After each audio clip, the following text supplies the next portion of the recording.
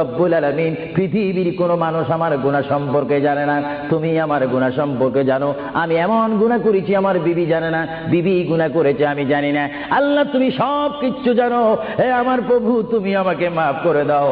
আমার আল্লাহ বলে, তারপরও যদি তোমাদেরকে আমি মাফ না করি, তারপরও বান্দা তোমরা আমার রহমতের দরজা থেকে ফিরে যাইও না। আমি তোমাদেরকে হুকুম দিচ্ছি, ওয়ালাউ আন্নাহুম ইয যালামু আনফুসাহুম জাউকা, বান্দারে যদি গুনাহ করে ফেলো আমার রহমত থেকে মুখ ফিরিয়ে তুমি চলে যাইও না। বান্দা, আকাশ পরিমাণ যদি গুনাহ করো, পাতাল পরিমাণ যদি গুনাহ করো, সাগরের পানি পরিমাণ যদি গুনাহ করো, পাহাড় তুলনায় যদি তুমি গুনাহ করো, আমার দরবার থেকে তুমি নিরাশ হইও না। বান্দা, আমি তোমাকে একটি রাস্তা পাঠাই দিচ্ছি, একটি পথ তোমাকে আমি দেখাই দিচ্ছি। সেই পথটি কোন পথ তোমরা জানো?